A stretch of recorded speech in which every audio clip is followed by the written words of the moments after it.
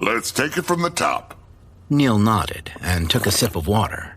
He'd been sitting on my couch, chugging glass after glass for around 5 minutes. He still looked haggard, clothes stained with sweat, and messenger bag tossed unceremoniously on the ground. He also looked less goth than the last time I'd seen him, clothed more in pastels and muted browns, with the exception of an onyx collar around his neck. It didn't go with the rest of his ensemble, but I suppose change doesn't happen overnight. One could consider me an excellent example of that very point. I showed up at her place tonight at 6. I go there every night for tutoring.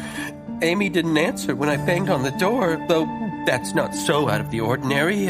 Sometimes she gets caught up in her work. Anyway, I went around to the back door she usually leaves open.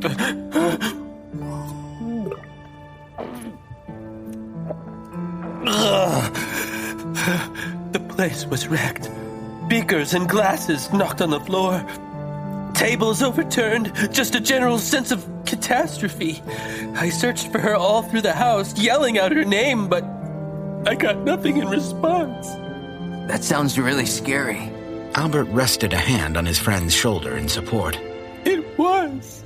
And it got scarier the longer I couldn't find her. I didn't know what to do. I can't exactly call the cops to come snoop around a mage's home. God knows what they might set off.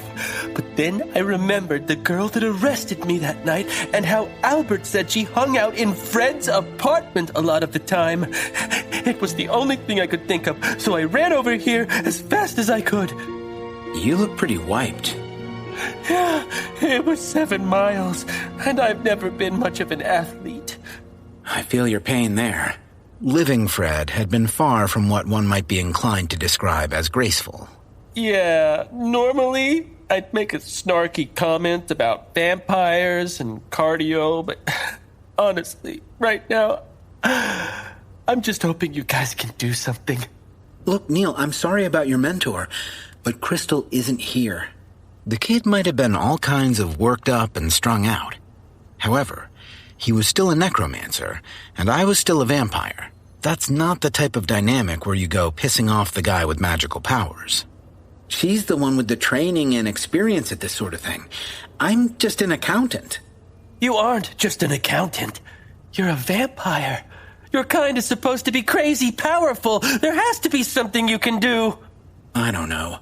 I mean, I guess maybe I could try to get her scent or something.